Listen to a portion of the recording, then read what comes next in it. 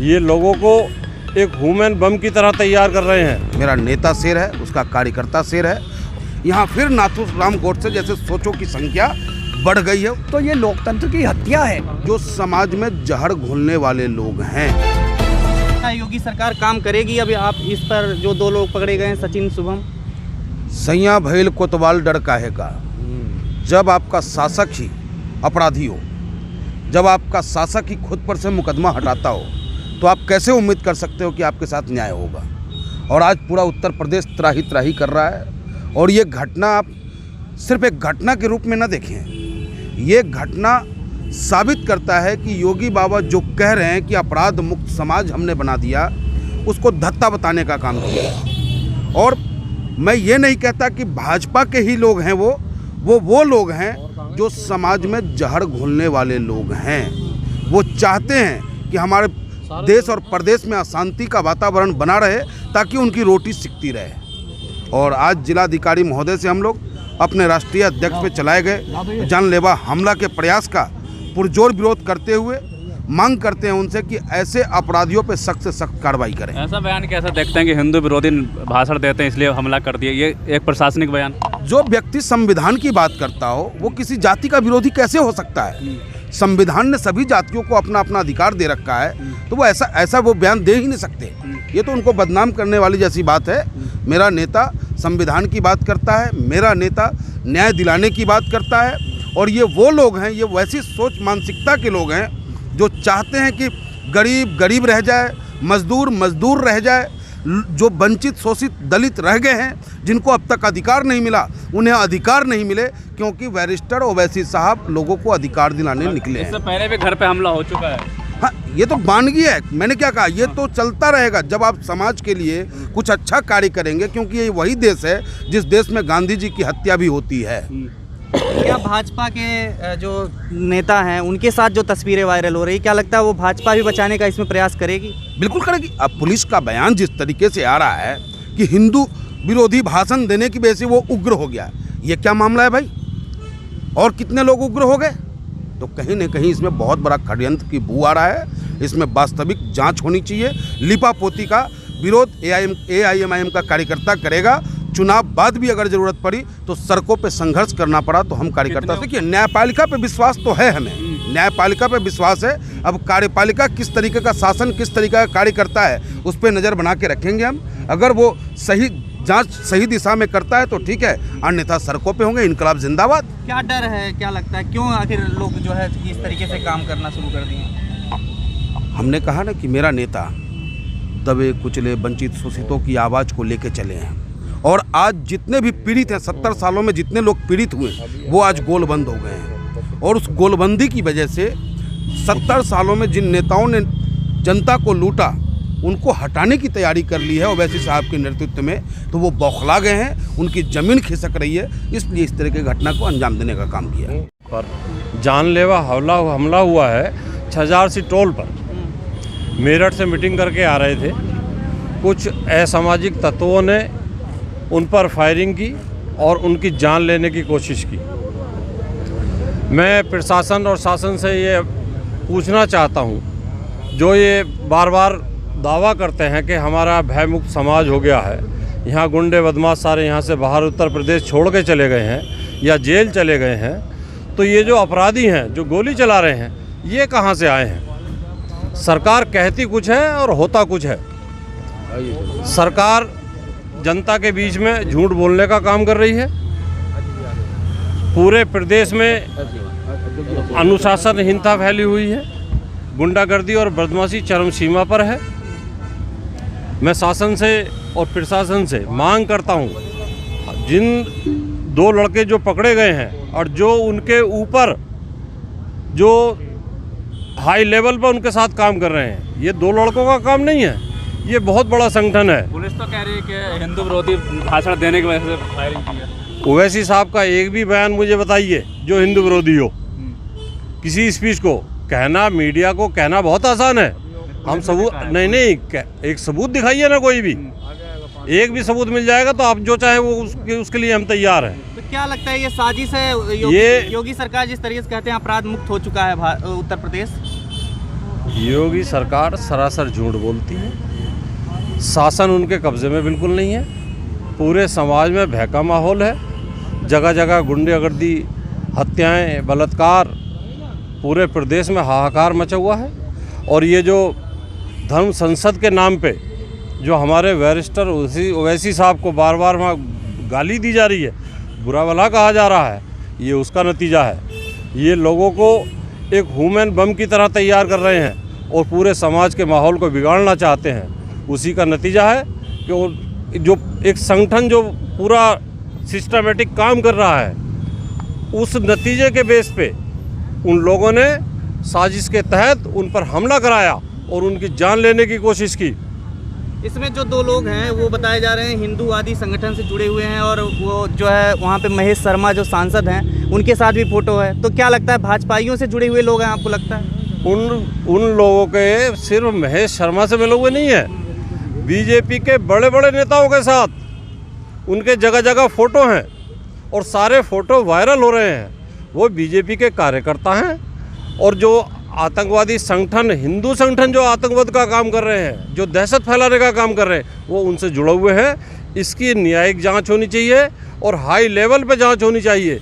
इनके पीछे, इन दोनों के पीछे जो इनके आका हैं, जो इन्हें एक संरक्षण दे रहे हैं, उन तक उन जांच जानी चाहिए। उन्हें गिरफ्तार करके उन्हें ऐसे NSA में निरुद्ध करना चाहिए। उन्हें कड़ी से कड़ी सज़ा देने का काम सरकार को करना चाहिए। आप क्या कहेंगे? देखिए, ये बहुत बड़ी घटना है और बहुत ही निंदनीय घटना है। अगर कोई व्यक्ति दबे कुचलों की, गरीबों की, मजदूरों की आवाज़ उठाता है तो ये सरकार उसको दबाने की कोशिश करती है। और ये सरकार को इस पे ज़्यादा एक्शन लेना चाहिए, क्योंकि इस घटना का मकसद ये नहीं है कि हमने खोल दिया। इसके ऊपर देखना ये है कि इसके ऊपर किसका हाथ है, क्योंकि मुझे ये लगता है कि ये लोग बहुत दिन से बैरिस्टर साहब के पीछे लगे हुए हैं। कुछ दिन पहले उनकी कोठी पे हमला हुआ, आज फिर उन पे यहाँ पे हमला हो गया। तो ये लोकतंत्र की हत्या है। ये हिंदू उग्रवादी संगठन के लोग हैं। और आप बात करते हो कि वो कहते हैं कि बैरिस्टर साहब जो है हिंदुओं के खिलाफ बयान करते हैं। कोई बयान वो किसी भी मजहब के खिलाफ नहीं करते। और मैं 1000 व्यक्तियों के नाम आपको गिना दूंगा जो हिंदू उग्रवादी संगठन के लोग हैं, जो मुसलमानों के लिए इतने उल्टे सीधे शब्द कहते हैं, अपशब्द कहते हैं। तो क्या अगर मुसलमान भी इस तरह की सोच ले और इस तरह के लोग मुसलमानों में पैदा हो जाए तो फिर इस देश का क्या होगा? तो ये सरकार को इसकी बड़े अच्छे ढंग में इसकी जांच करनी चाहिए और उन लोगों को बेनकाब करना चाहिए जो लोग इस तरह की हरकत करते हैं।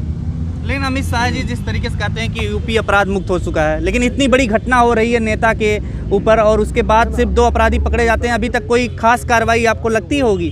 देखिए, इस सब के पीछे तो मेरे कुछ मीडिया बंधुओं का हाथ है। जो कुछ मीडिया बंधु हमारे अमित शाह, योगी जी और मोदी जी को किराए पे दे दिए गए हैं। भाई, ये सब कुछ आपके सामने आए दिन हमारी बहन बेटियों के साथ बलात्कार हो रहे हैं। गाजियाबाद जैसी जगह, लौनी जैसी जगह, वसुंधरा जैसी जगह आए दिन लूटपाट हो रही हैं, मर्डर हो रहे हैं। तो क्या आप इसे अपराध मुक्त कहेंगे?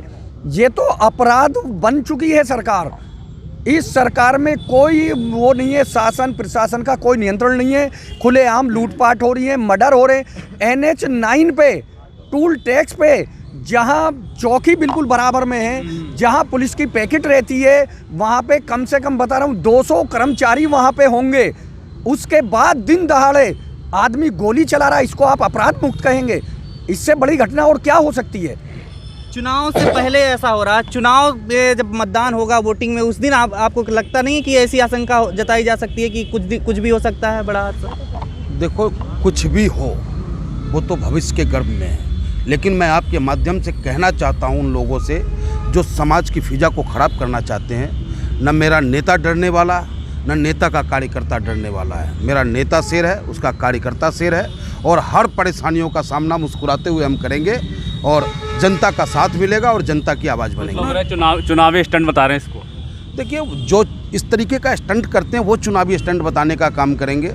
हम तो भगवान के शुक्रगुजार हैं कि मेरा नेता आज सुरक्षित है।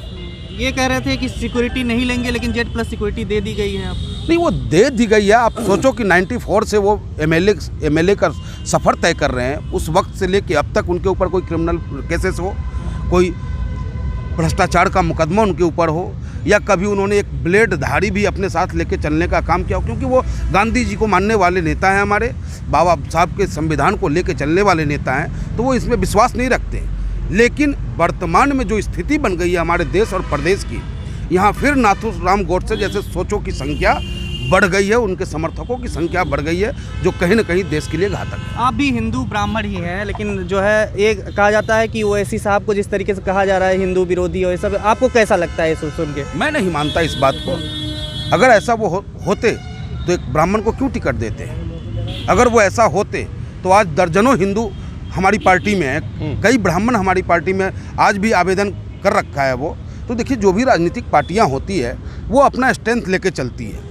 आप कैसे भूल जाते हैं कि बहन जी भी कभी कहा करती थी कि तिलक तराजू और तलवार इनको मारो जूते चार, अब बाद में वही कहती हैं कि हाथी नहीं गणेश है, ब्रह्मा विष्णु महेश है। तो ये तो राजनीतिक स्टंट है, उस पर ना जाए आप। आपने कल एक मंत्र भी पढ़ा था, क्या कहेंगे उसके बारे में? मंत्र आपने क्यों पढ़ा था? मंत्र हम अपने भगवान को याद करके उनको शुक्रिया अदा किया था कि हे माँ, आपने मेरे नेता को सुरक्षित रखा, इसके लिए आपको धन्यवाद। आप क्या कहना चाहेंगे? क्या लगता है चुनाव में कुछ गड़बड़ी अब हो सकती है? 10 तारीख नज़दीक आने वाला। नहीं, गड़बड़ी एक्चुअली ये चुनाव आयोग का काम है। आज की डेट में सारा कंट्रोल चुनाव आयोग के हाथ में है, शासन प्रशासन की बागडोर उनके हाथ में है। मैं चुनाव आयोग से दरख्वास्त करूंगा कि पूरे चुनाव प्रक्रिया को बिल्कुल सरल, साफ सुथरा और कोई भी ऐसी घटना ना हो जिससे किसी भी दल के लिए कोई भी चीज़ हानिकारक हो। एक साफ सुथरी प्रक्रिया के तहत पूरा इलेक्शन कराया जाए, इलेक्शन को संपन्न किया जाए और सब प्रत्याशियों को, जो हर पार्टी के प्रत्याशियों को, उनकी सुरक्षा की जिम्मेदारी प्रशासन की है, प्रशासन को दी जाए। यही बात हमारे ओवैसी साहब ने कहा। उन्होंने कहा मैं सुरक्षा नहीं लूँगा, लेकिन उनकी सुरक्षा का काम ये सरकार का दायित्व है कि पूरे भारतवर्ष के हर प्रत्येक व्यक्ति की सुरक्षा सरकार करे। उसी के तहत उन्होंने आज उन्हें एक जेड प्रेस सुरक्षा मिली, क्योंकि ये सरकार की जिम्मेदारी है। लेकिन पर्सनली उन्होंने आज तक ना कोई निजी गार्ड रखा है, ना रखते हैं, और रात भी उन्होंने यही बयान दिया, मैं अपना कोई गार्ड नहीं रखूँगा, मेरी सुरक्षा की जिम्मेदारी सरकार की है, सरकार करे, उन्हें कोई एतराज़ नहीं है। इस साजिश के पीछे क्या लगता है? कई दिनों से पीछा कर रहे थे लोग, मेरठ की सभा में मौजूद थे, इतनी बड़ी चूक कैसे हो जाती है और सरकार अभी तक कुछ काम हो? ये तो प्रशासन का फेलियर है ना भाई। कोई आदमी किसी के पीछे से रेकिंग कर रहा है, 8-10 दिन से पीछे रेकिंग कर रहा है, जगह जगह उन्हें मारने की धमकी दी जा रही है। गाज़ियाबाद से कोई उनकी गर्दन उड़ाने की बात करता है। धर्म संसद में जब संसद चलती है तो वहाँ ओवैसी साहब को भर भर के सब लोग गालियाँ देते हैं, लेकिन शासन प्रशासन उसमें ना तो हमारे गृह मंत्री कोई बोलते हैं, ना प्रधानमंत्री कोई बोलते हैं, कभी कोई ट्वीट नहीं करते। इतनी बड़ी घटना हो गई, ना तो गृह मंत्री ने कोई ट्वीट की, ना प्रधानमंत्री ने कोई ट्वीट किया। क्या राष्ट्रीय ओवैसी साहब राष्ट्रीय नेता नहीं है? एक लैंडर से 2-4 कोई घटना हो जाती है तो उसमें प्रधानमंत्री का ट्वीट आ जाता है, कहीं कोई छोटी मोटी घटना होती है तब भी प्रधानमंत्री का ट्वीट आ जाता है। लेकिन इतनी बड़ी घटना होने के बाद सरकार से किसी भी, ना मंत्री का, ना प्रधानमंत्री का, ना गृह मंत्री का, किसी का कोई ट्वीट नहीं आया।